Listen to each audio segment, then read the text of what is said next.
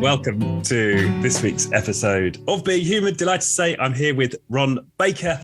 He's a bioenergetics therapist and also the author of Bright Lights, Big Empty, a journey of profound awakening. Ron, welcome to the show. Thank you so much for having me. And just as I came on, I've got to mention this, especially if you're just listening. Ron is 61 and he looks absolutely incredible. Yeah, like 40 something.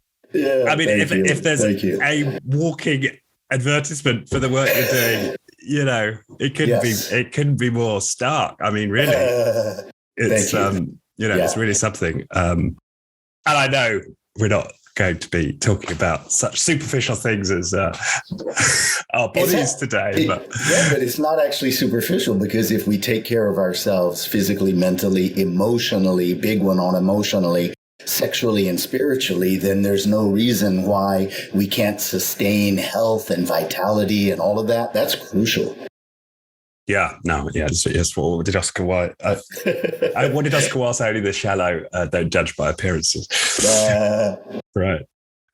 Okay. All right. So let's give our listeners a little bit of the background. You haven't always been a bio energetics therapist. You've had a former career on the stage. So could you just fill people in a little bit, on your background before we get into the meat of your message? Sure. I will tie it together if I can in a simple way. When I was a little kid, I was relentlessly seeking deeper answers. I just believed that so much more was possible. And it was also possible for life to make sense. And so many things didn't make sense the way they were presented to me as a kid. So as I explored and began to awaken talents in addition to this interest, I eventually developed it enough to take me all the way into an international career, performing over 60 leading roles in opera and Broadway all over the world. And it gave me a great world education and eventually brought me into opportunities with teachers all over the place, from indigenous teachers to traditional teachers to the bioenergetics people that I studied with, etc. And while I got the world education and was up on stage expressing feelings and getting used to being in front of large groups of people, it was fulfilling to a point. And then I knew that I needed to take all I was learning and help other people, because when I did it unofficially, it was making such a big difference that I got pulled more and more and more into wanting to help. And now it's thousands of people around the world through what I call a school of self-mastery. Right. Yeah. And if I'm correct from the book, there was a pivotal moment when you overheard who was to become your business partner, Rob Baker. So, and you introduced yourself, and was that the moment when things really started to shift? It certainly was a pivotal summer when I was making my debut at Lincoln Center. We all went as a cast out of town to perform up in Saratoga Springs before we were going to make our big debuts for New York City newspapers. And while we were on the bus, I heard this man behind me speaking about a near-death experience that he had had in Thailand. And I was riveted to this story. It just sent off all my intuitive pay attention. And so as he finished the story, I turned around and I said, I have no idea who you are, but I know I'm supposed to talk to you. And that began a friendship that lasted for 22 years before he passed away, and just brilliant opportunities for us to become equally curious about life. He was the first seeker I had met who was like I was as a child. And he was such a voracious seeker that it was the perfect friendship for us. And so he eventually became my business partner, and we formed this school of self-mastery together. Yeah. And he was a makeup artist, right? At one of the theaters you were working at. He was the head of makeup at Lincoln Center. And both of our careers transitioned about the same time into this new arena, training people in bioenergetics and how to create personal transformation and empowerment in really rare levels of safety, nurturing, intimacy with self and others. Just this really, really beautiful process. Yeah. Right. And what was it then about Rob's Thailand near-death experience that had you hooked? Like, was something in particular? Well, I was always so spiritually open, not religious, but spiritually open as a kid. And I just naturally felt connected to all of life in a different way. And then I discovered in my early 20s, long before I met Robert, that I had this capacity to feel other people and what was going on energetically in their bodies. It was a very heightened sense of being empathic or clairsentient. And so I could feel where people were in pain. I could feel where the energy was moving, and it eventually opened up to where I could feel what was going on emotionally for people. And so I had to figure out ways to first turn it off because it became overwhelming. If I was in a restaurant, I would feel all the people around me, and it was too much. And so eventually it turned into such a great gift where I can work with my clients and open that up and help them become aware of themselves. However, all of that spiritual curiosity and awakening that came up in me made me primed and ready to hear about someone else having profound spiritual experience. And so that was what made me determined to reach out to him. Right. Yeah, your senses were pinging, right? Absolutely. I call it my green light. Spiritual sense. Oh, that's right, your green lights, yeah. Yeah, it's when my heart opens and goes, pay attention, and I just feel it. So, yeah. Yeah, and that started early for you, that green light. It did, yeah. I'm so glad. Just early on, I had a really big BS meter that when something didn't resonate as truth, it would just create a contraction. And I would just know that that was not the deepest truth, or that people were doing their best to throw out the answers that had been passed on to them. But it just didn't feel right to me. And so that kind of early intuition is what I'll call it, really served me well in eventually making the choices, for instance, to let go of my initial plan to go into medicine and to follow the path into the performing world that I did. And I can look back now in hindsight. Isn't it amazing how great hindsight is? And just be so grateful that I listened, because the few times that I kind of just got scared or whatever and didn't follow through with the impulses to speak to someone or pass on a message or something, I would always end up regretting it. Yeah. And so you get speaking to Robert, you continue this relationship. Just talk to us a little bit how that early relationship evolved with Robert. Yeah, he and I became fast friends, and we had both felt sort of alone in our journeys of exploring, and we're thrilled to have someone else who was just as passionate about wanting to understand how life works and how people work and just wanting it to make sense. And so we began spending time when we got back to New York City, because we were both involved in the theater there, and I was doing any number of roles. And it gave us lots of time to get to know each other. And then he invited me to his meditation groups, and I got involved with the way he was becoming educated, and it evolved from there. Yeah. And then enter Gabriel. Yes, enter Gabriel. So it's interesting to introduce people to channeling, because that is a subject that is outside of a lot of people's experience. But imagine 30 years ago when this happened, it was not a big conversation on the planet at all. And so to share with all the people who are out there listening, basically, we went into this meditation group, and the woman who was leading it was getting us all to close our eyes and to take deep breaths and to relax into our bodies. And not long into that process, all of a sudden I heard Robert talking, and I couldn't imagine why he would have interrupted the woman leading this. And so I opened my eyes immediately and realized that how he was speaking sounded like him, but the way he was speaking, the vocabulary was clearly quite different than the Robert I knew. And as it turns out, this was Robert's very first experience of having an energy connect with his body that turned out to be Archangel Gabriel.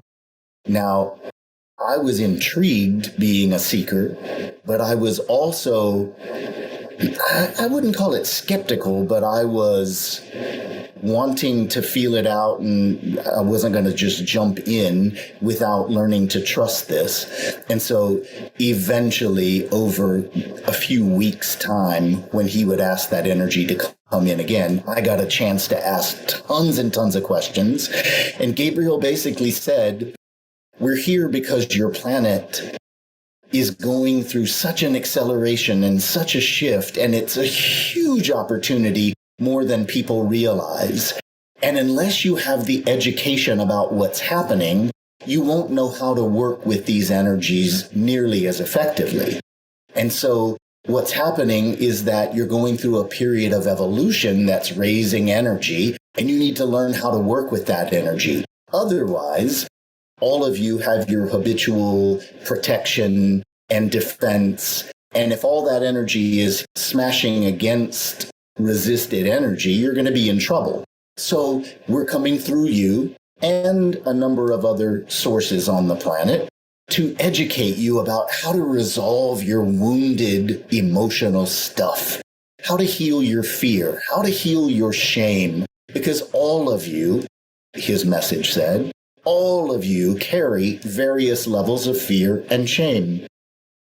And so it was just invaluable how it was so practical and loving and clear, and layer by layer, thousands of hours of education were passed on.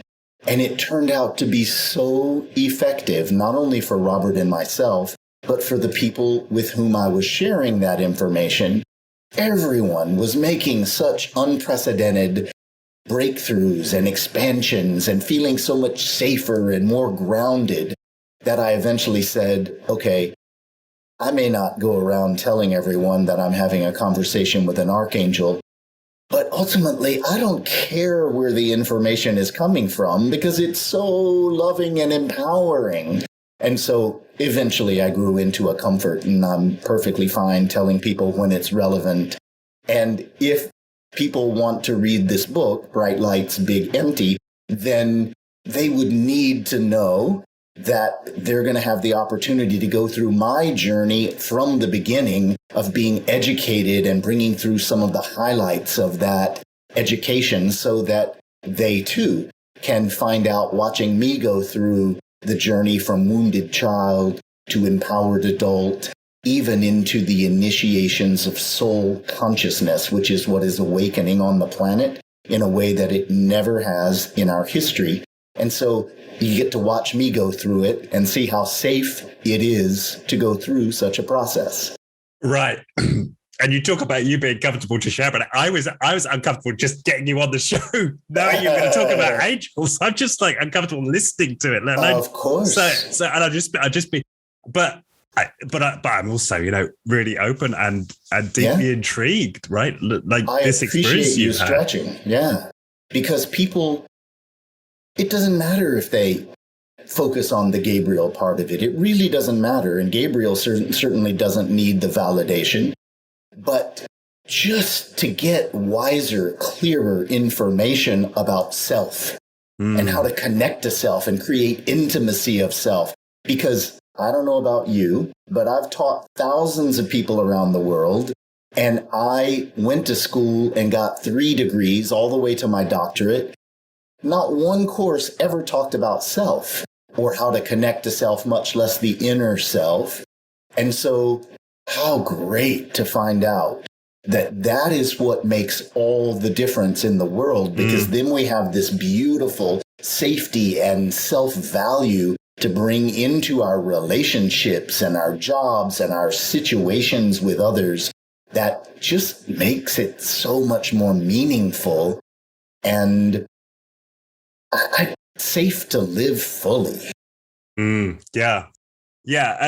And that's, well, that was what's extraordinary about the book was you keep getting these messages from Gabriel and they're really practical, right? They are practical. I love practical. Take this step, try that. Yes. Yeah. Yes. And so I found that fascinating. And I'm sure we could get into all of that, but I think for the curiosity, well, my curiosity and maybe listeners' curiosity, just to explore Gabriel himself a little more, who is the Archangel Gabriel and what's the his backstory, and how did you sort of learn that it was him speaking, if it is indeed a him? I mean, it's not a him, right? And it's interesting that we live in a time where people are discussing pronouns all the time, and is it a he, a she, or a them? If somebody doesn't want to be limited and all that stuff, it's interesting.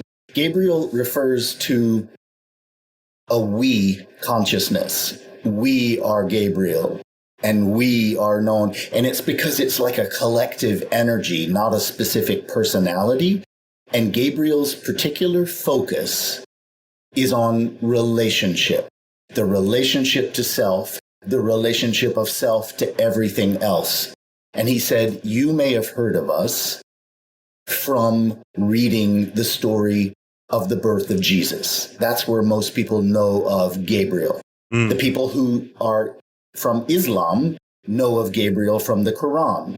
But most of the people in the United States would have heard of Gabriel from this talking to Mary and saying that there's going to be this child born.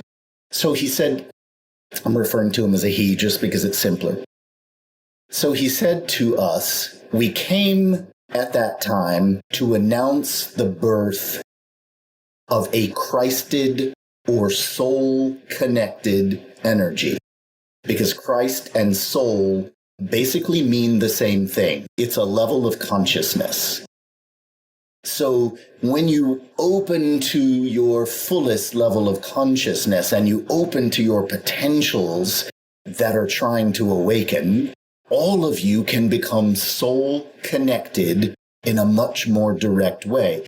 We, Gabriel, came to announce the birth of this teacher named Jesus, who was going to embody the potentials of soul in a way that hadn't been done before.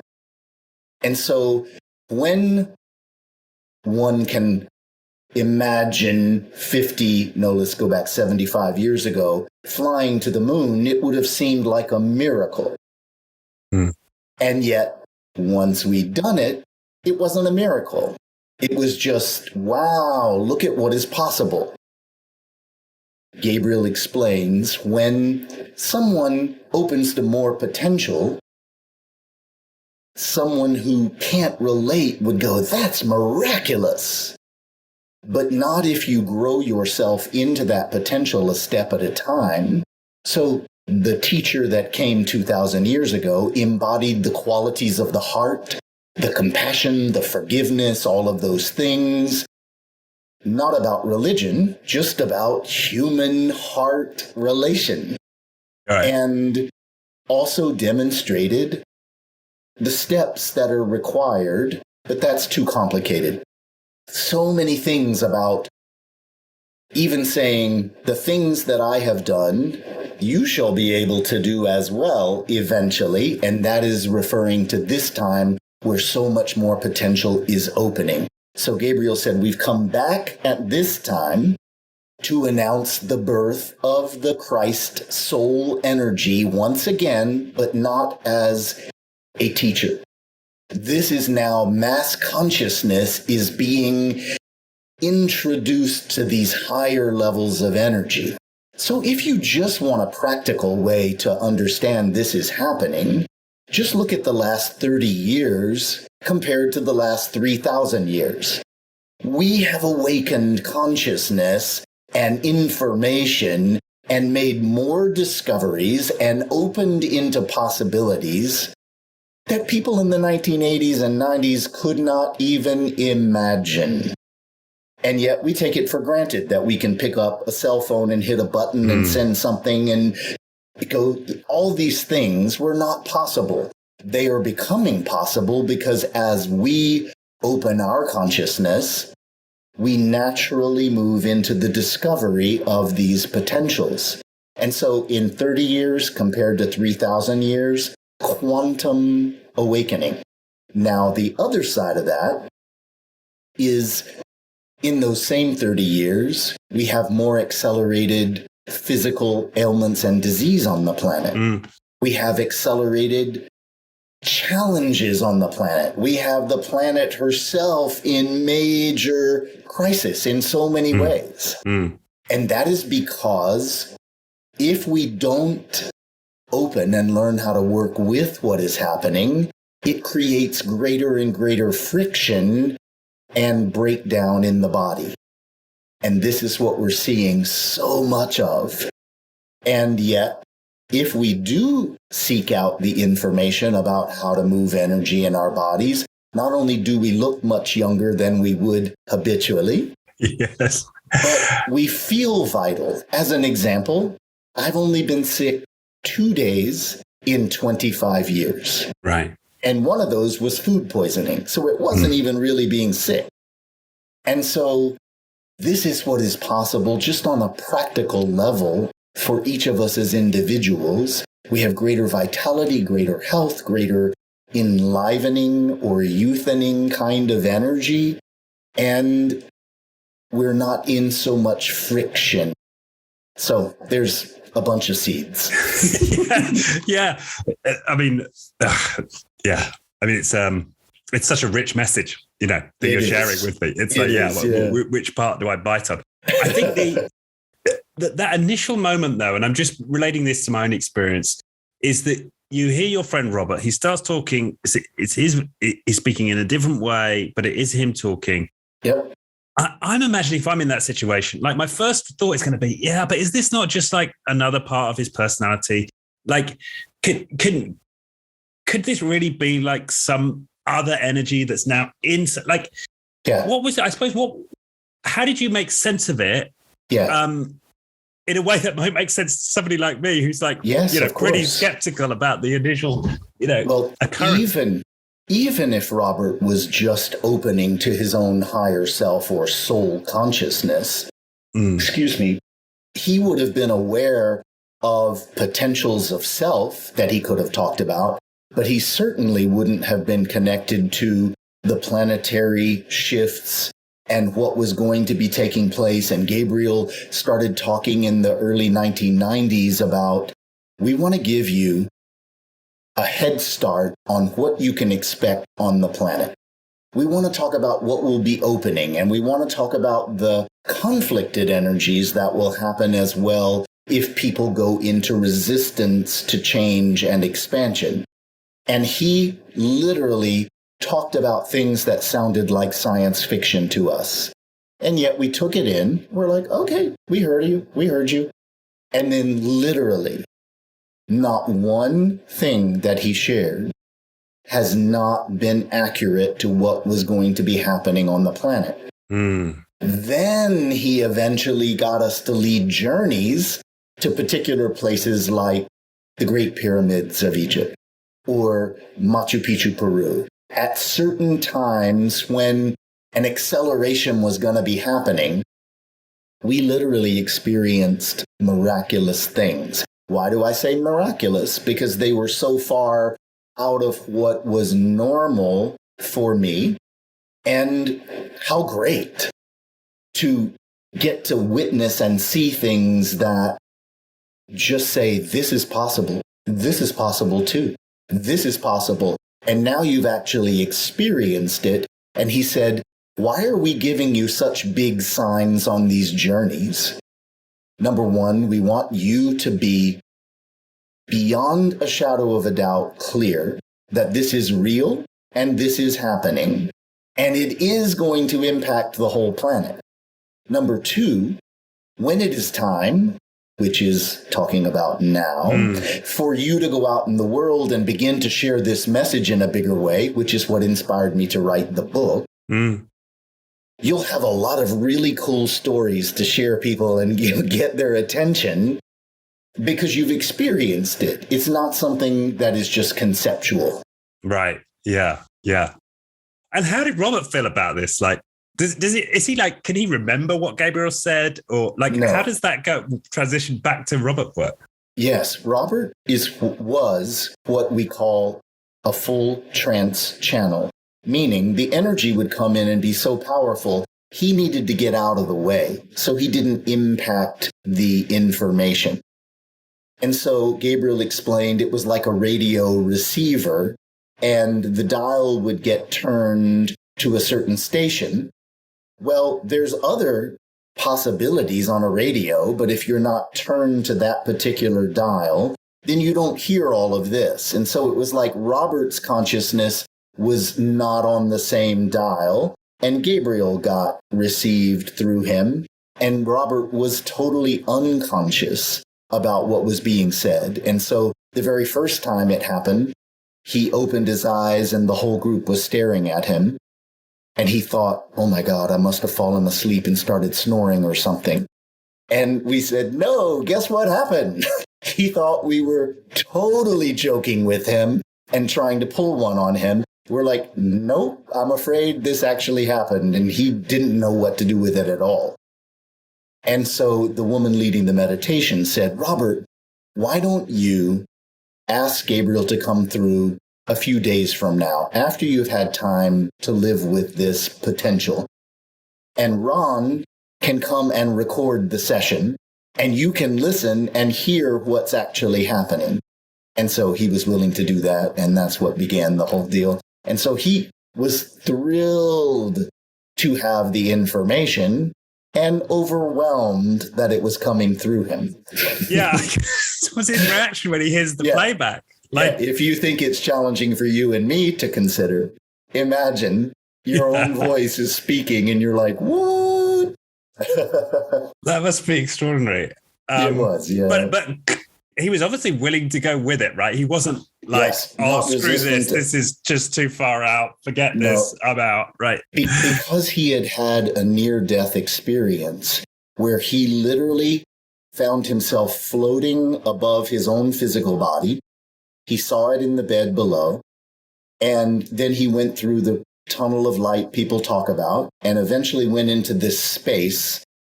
He said it was the most connected, beautiful, loving, peaceful, transcends words experience that he'd ever imagined. And then soon into that experience, he heard telepathically in his head, you must go back. You have not yet learned how to love. At which point he found himself in his body, which was starting to become mobile and waking up again.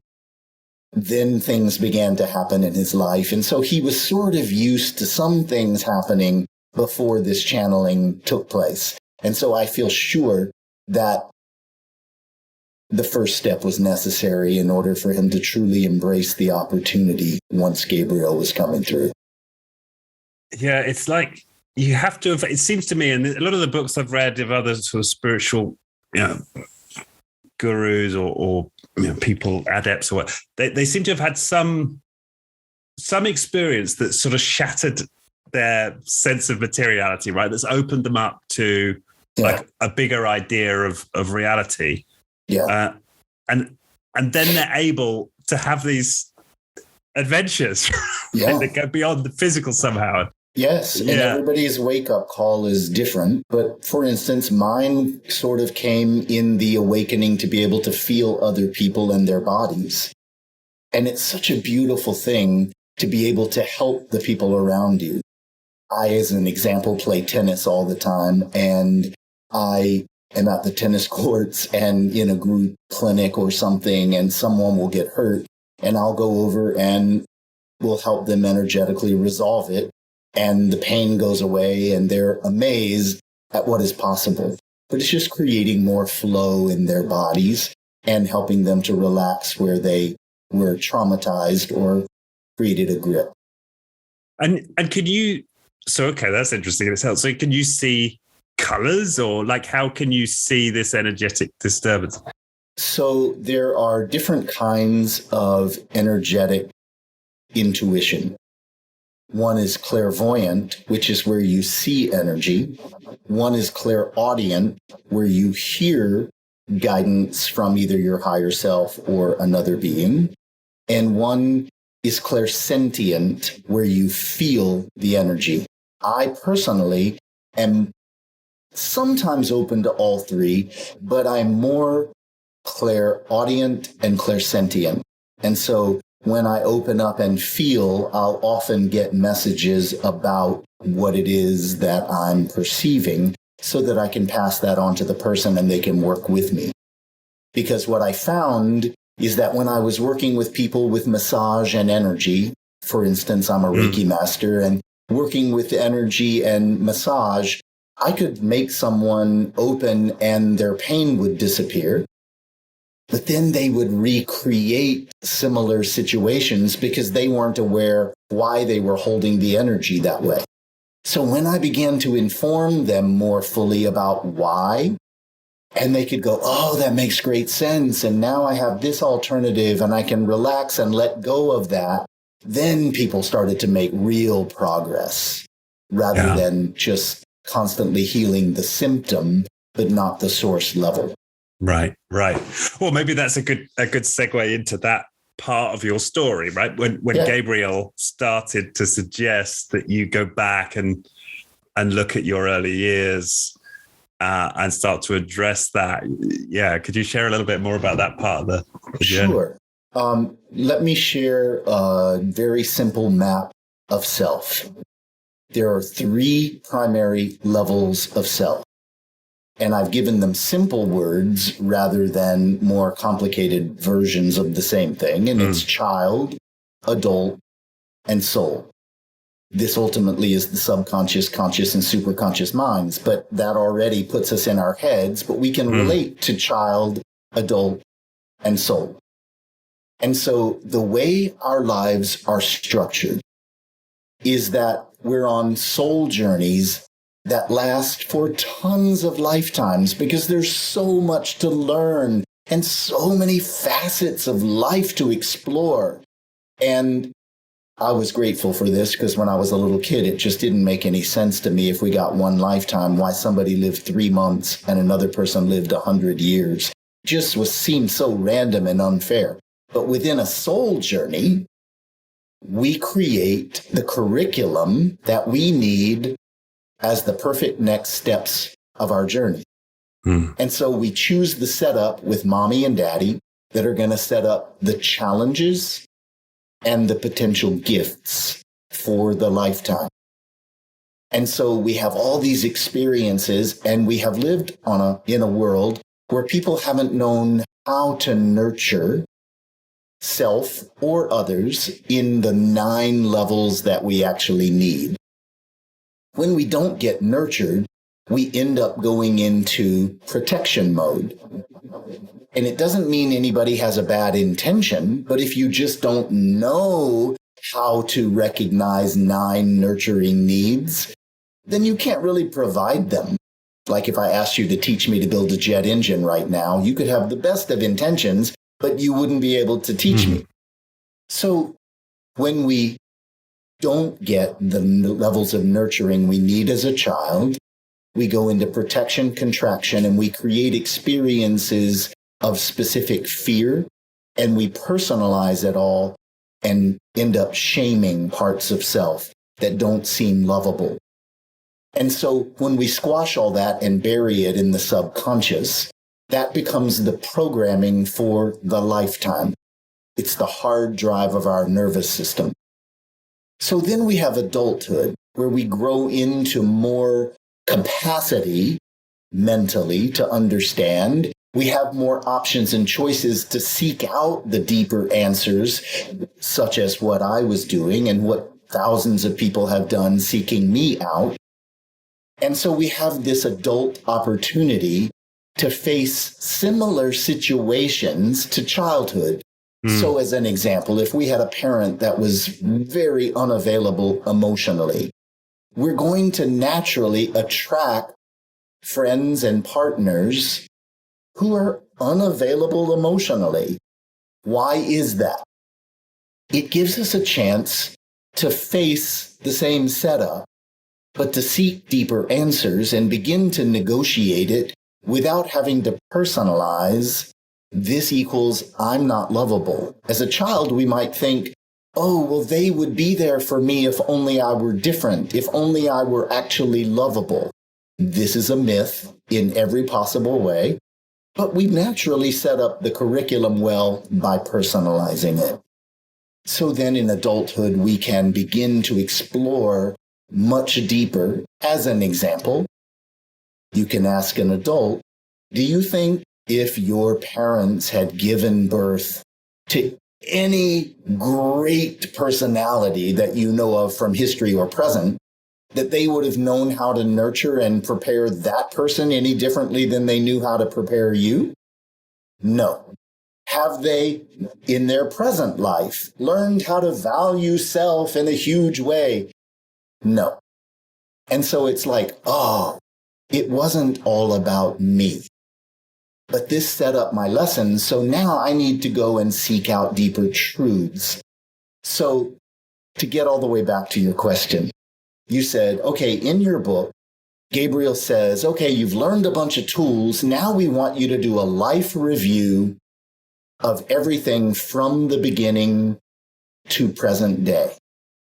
And this allowed me to see the specific soul setup, the specific challenges that were there, such as I had a father who never said one thing to me growing up, except to bark orders like go mow the grass or take out the trash.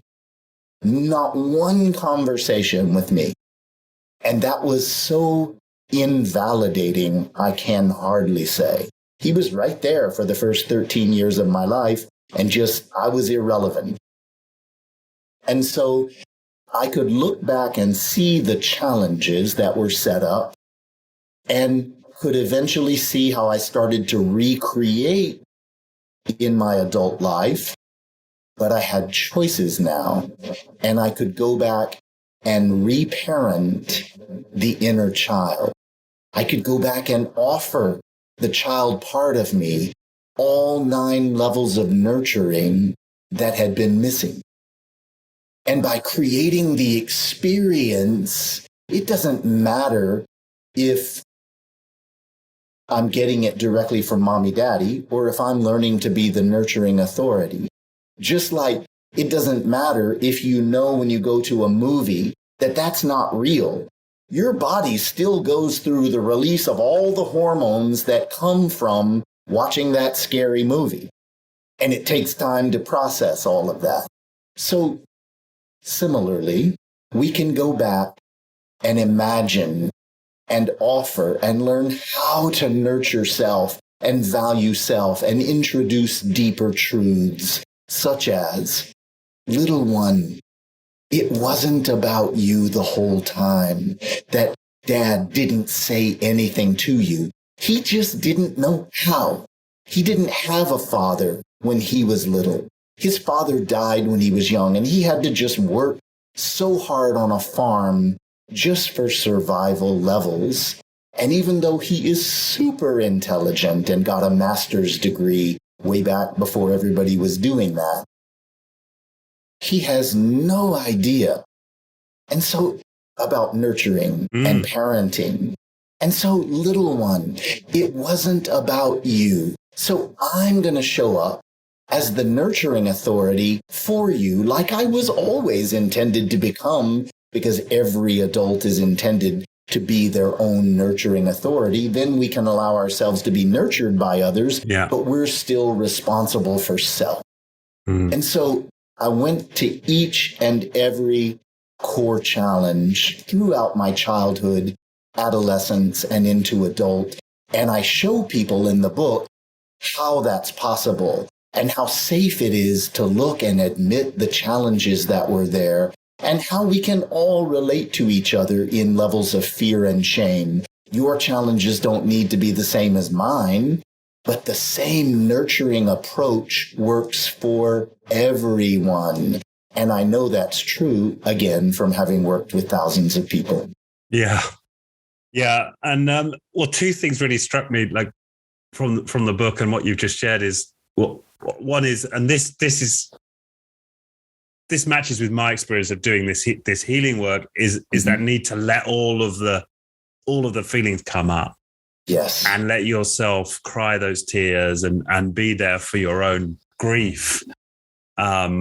Yes, if I can jump in on that, it's such an important one. What I do in order for that to be safer than just opening up the old wounding is I teach adults how to connect with their feelings now. So everybody who's listening out there at the moment, just ask yourself, can you name 3 to 5 feelings that you are having right now in this moment? Most people don't have the vocabulary, but let's be silent for a few seconds and let the listeners see if they can name 3 to 5 feelings right now.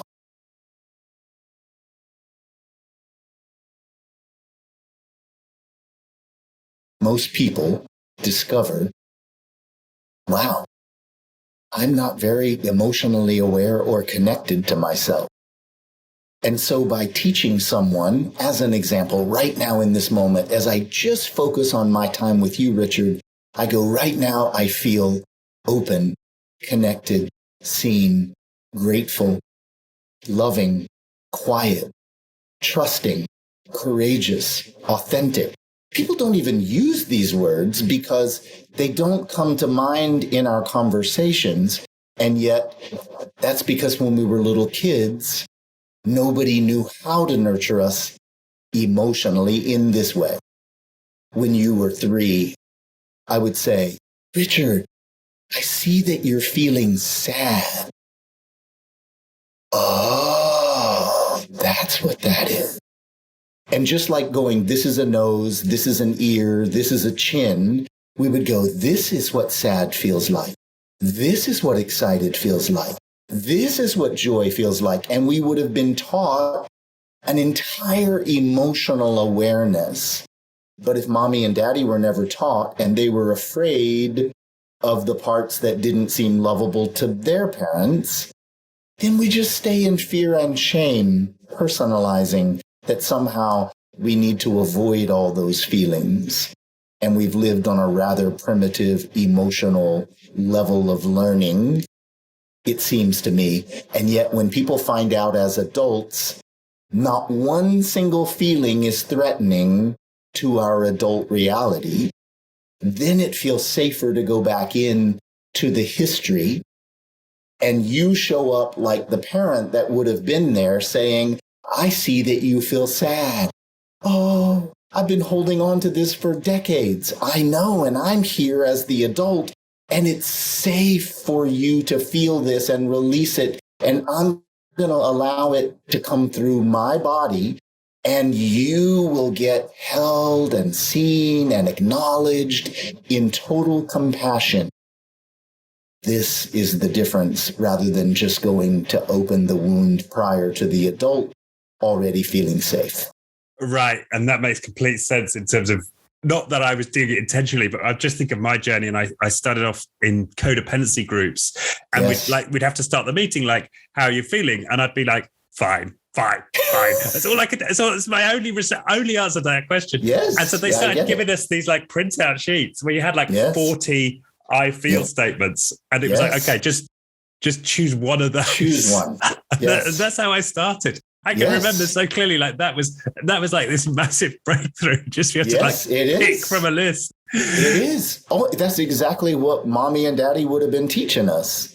Right. From a simple list into a more extensive list. So I also give my clients lists. Cool, use the same thing. But yeah, and that's how I started. That I got into I guess now I could make sense of that actually helped. Yeah. Later when I got into the much deeper work, I'd already developed that capability. But it's interesting how many of us don't have that, even the words, right? The vocabulary, and let alone the connection to the sensation. And people find it very surprising because they assume, of course, yes, I know feelings, of course. And most people can't name what they're feeling right now. Well, this week I felt a little, but in this moment, haven't known how. Yeah. And that's the only way to be truly intimate and make this moment even more meaningful, is to have your experience of it and then to share your experience when you're ready for that. Then we really get to know each other. If I just say to you, yeah, this morning I went and played tennis, and then I went to lunch at a restaurant, I ate a vegan meal, and now I'm here. It's like, you don't know a thing about. But if I say I went and played tennis, and I was so frustrated with a certain thing I was working on, and I had to nurture myself through that. And then as I did and I loosened up, then it was so exciting. And I discovered this about myself. Then we start to get to know each other. Right. Yeah. And that is gorgeous. Yeah. Yeah. It just opens a whole new dimension to life. Yeah. Yeah. Because people wonder why they get bored in relationships. And it's because they're not constantly discovering and feeding the relationships that they're in. So I know my 10 facts about myself, and that's all I can share. And then what are we going to talk about? I guess we better talk about Sally, Fred, and George. And it's like not feeding the relationship, and it's not nearly so fulfilling. And so we think, oh, I guess this relationship has done its full capacity, and I need to go find someone else. No, you won't have more capacity with someone else until you learn how to connect to self. Right. Exactly. And the other thing I got from you sharing your experience of going back through the review of your life was, after a while, you switched from negative to positive, right? And you started scanning for the positive experiences.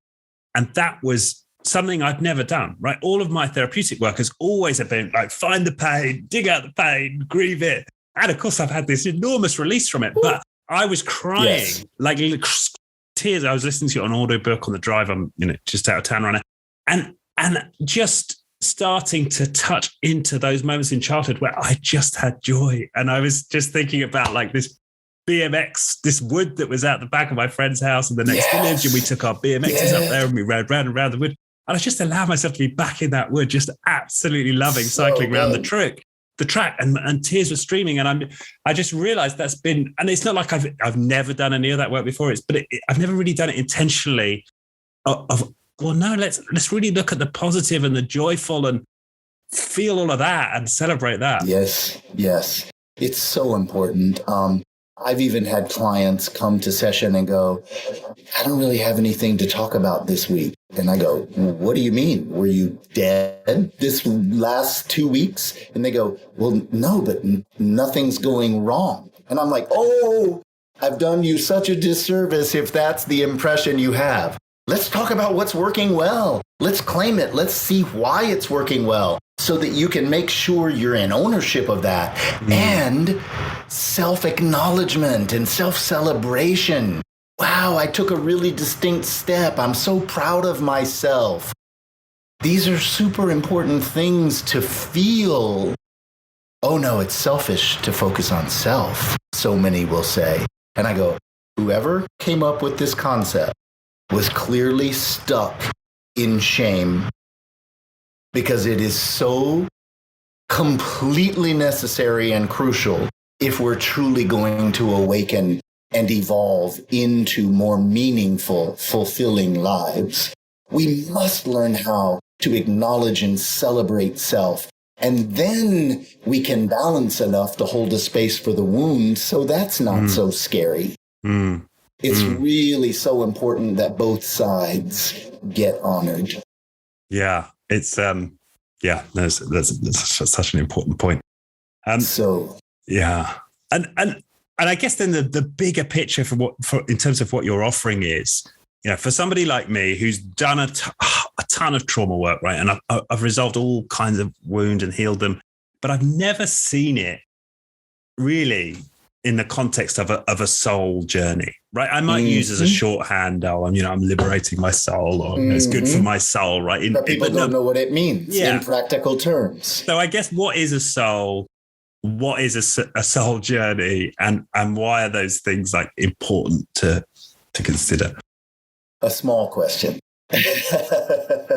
So imagine that you're 6 years old and I say to you, Richard, there's an adult held inside you. This would be so confusing to a 6-year-old. And they'd be like, what? And I don't know what that means. And I have no context. And yet you're here in the same body that you were when you were 6. And it has evolved into a certain level of your potential as an adult. Now, most people grow into adult bodies, but don't grow into adult consciousness nearly to the depth that we can. Or just if we go back to the emotional example, clearly meeting people that are emotionally integrated adults is quite rare today, and it needs to become quite common today. And so there's all this potential that you've grown into that you would have had no way of knowing. So now, when I say to you as the adult, there's a soul held inside you, it is exactly the same. Well, what does it mean? I don't have any way of relating to what that is, or what the experience would be, or what the capacities I'm going for. This is why it's so important to have the education, because if we don't have a clear map, we kind of just go for the obvious outer structures and hope that will fulfill us, and it doesn't fulfill us without the inner connection. Just looking at the international career I had with all that success and signing autographs, and I was well known in that world, and I was so empty on the inside, which is why the title of the book is Bright Lights, Big Empty. And so I needed the education to learn how to connect to self so that no matter what I'm doing, I could fill that. So now we come out to soul.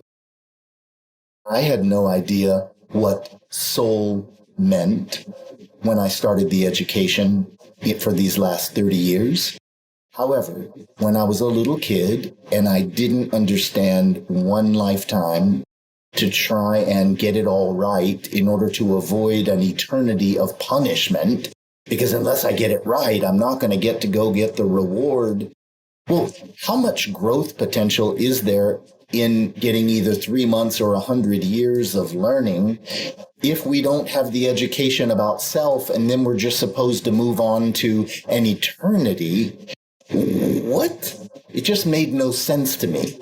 And so eventually I discovered my own soul intuition was saying, no, that is not the deepest truth. Seek. You will find deeper answers. Keep seeking. Open and consider and see what resonates. And so eventually I had the opportunity of an archangel, but I was already discovering pieces and parts by seeking out teachers, just as people have sought me out as a teacher. But ultimately, the soul is merely the next level of potential for understanding self and life.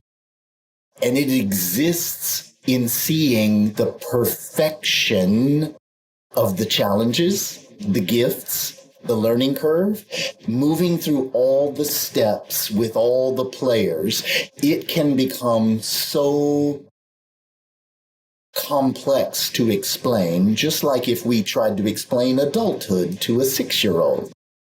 But the greatest thing is that the clearer we get on the inside, the more we awaken into a capacity for authenticity, for embracing the wound and the greatness of self, for learning how to create intimacy with others beyond fear and shame, to just show up and love your life more and more every single day.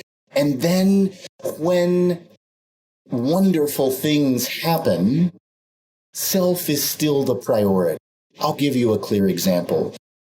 1 week into my book being released, I found out that it became an Amazon #1 bestseller. And I was like, oh, that's so great. What time does tennis start? It didn't determine my worth and value. It was just great that people are hungry and want the information, and that it creates an opportunity for dialogue and sharing and helping more people. But great. And now what about these other parts of my life that I love and people that I love? And in the most evolved parts of myself, it becomes quite simple motivations. People go, what drives you? What are your goals? And I go, I don't have tons of specific goals of I have to be at this level and I have to reach this many people and I have to make this much money. I trust the flow of life in a different way, and those things are coming. What is important to me is to love and value wherever I go. And so all the tennis people get loved. They're not used to it, but they're getting loved. All the podcasters are getting loved. I'm like, let's hug. No, it's so beautiful to see people, whether it's the person behind the deli counter, and truly see them as a being of value, means so much in the simple application of the most evolved parts of ourselves. Because we're no longer stuck in the agenda like I was. I have to prove my worth to compensate for the fact that my father never said a thing to me. I have to prove. And I was doing that. And no matter how far I got, I was still on a hamster wheel of proving, because I wasn't in a process of owning my own value. And so it's all about love and value, but in very practical ways. It's not some airy-fairy woo-woo thing. It's very nurtured, practical, and it makes our lives just get better and better and better in a reliable way. And that's what I love. My clients all say that that has become their reality. And I don't know tons of people who claim such a thing. And it's so beautiful to watch, because we are so much more alike and have the same foundational needs to grow into an eventual understanding that we are eternal beings, and we have as many first grade lifetimes as we need. And when we're ready, we naturally begin to focus on second grade lifetime stuff, just to keep the metaphor of school and learning and growth, and that we can go as far as we choose. And now on the planet, all this energy is moving, and it is awakening us, and we're either going to go into deeper contraction out of fear of change, or we're going to gather the information to learn how to work with it and go on the most meaningful ride ever. And that's why I'm here, and that's why I wrote this book, Bright Lights Begin. Right. And so I think what I'm taking from that is it's something about understanding and consciousness. So adulthood is about integrating emotionally, becoming mature in our interactions, seeing the patterns from childhood. And this soul evolution is about seeing a sort of spiritual perfection, or a perfection in all things. Yes. That's sort of beyond this maturity that we find as an adult. It allows our childhood to make sense. It allows the opportunity of the learning curve of adulthood to make sense. And it allows so much more connection to all of life and the sacredness of one another and of life around us in a very practical way. It also opens up other gifts like being clairvoyant, clairsentient, telepathic, etc. It also opens up lots of potentials that might seem intimidating to put out there and talk about too much, because believe me, I love when my clients are with me long enough that we can begin the practical application of this soul level. and that they begin exploring and awakening their gifts at this level. Some people have heard of this process as one of ascension, moving from survival consciousness into an ascension. And then they start talking about multidimensionality, but it doesn't have any practical concepts. And so, yes, ascension is rising to a new level of consciousness, and you are ascending, and you can eventually awaken the soul directly into the body and be aware on more and more levels, and to love at depths that sometimes make me feel so full, I think I can't even contain it. And it's so, so, so beautiful. I'm inspired, right? I'm inspired and somewhat, a little intimidated, right? And then curious, because I feel like, and this isn't about like assessing, but I feel like I'm kind of on the way as an adult, right? Like I've integrated a ton of stuff from my childhood. I feel like I've got a level of emotional maturity. I meditate, I do yoga, and I'm like, well, when's this like spiritual awakening thing going to happen? Like, when's my moment with Gabriel? It's I get that's where I'm at,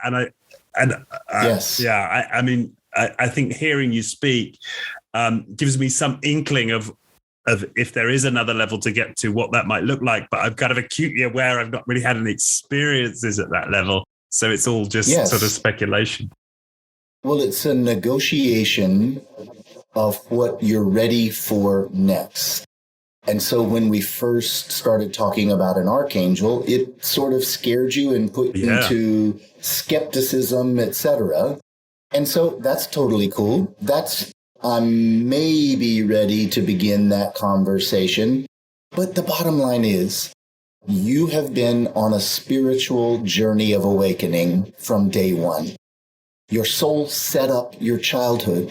Your soul has been behind the scenes responsible for each step. And then you have free will to make choices to respond, to say yes, to say no, to decide which directions to go.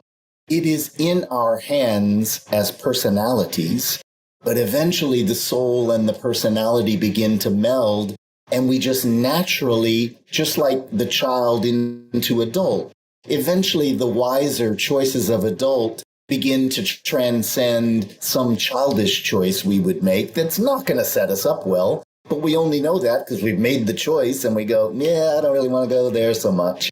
The soul is the same thing. And so we begin to make what choice is going to set this up for the greatest depth of opportunity to love and value. And that is the greatest awakening that we could have. It doesn't matter if Ron is saying it to you or Archangel Gabriel is saying it to you. It's the same information.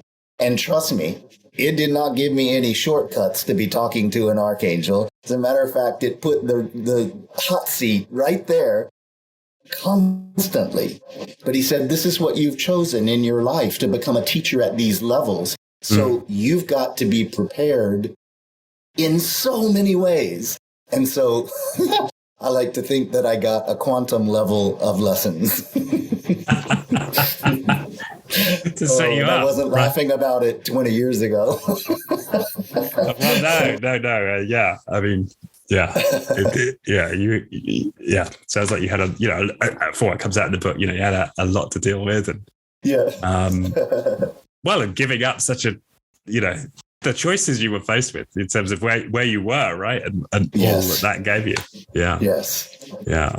It's an exciting time when we have a clear map and when we have some nurturing tools that we can grow as much, as fast, or as slowly, and to whatever level we decide is enough in this lifetime. Right. But the energy is moving, and we do have to negotiate the energy on the planet that is awakening, and it'll either put us into greater resistance and friction, or it will put us into greater flow and awakening. Those are the two choices, really, that face us. And that totally resonates. I mean, it just feels like we're in an age of things speeding up. And Yes. it's not like 50-50, but a big chunk of of society and just seems to be getting more and more fearful. Because they don't have the information. Great expansion on the other side. Yeah. Yes. Yeah. And this is natural if we don't understand what's happening, why it's happening, how it can enhance us. Then we resist change. And this is a tragedy when the information is available if we seek it out. So that's why I've dedicated my life to this and let go of the performing career. It was a lot more glamorous to be in the performing career. But this is so meaningful. So meaningful. I wouldn't trade it for anything. Yeah. Yeah. Wow, fantastic. I feel like, I feel like with that was a lot of seeds. Yeah. Yeah. It's given me a lot to plant, a lot to plant. So thank you. Thank you so much. I'm feeling, energized, excited about, what this message might mean for me. Awesome.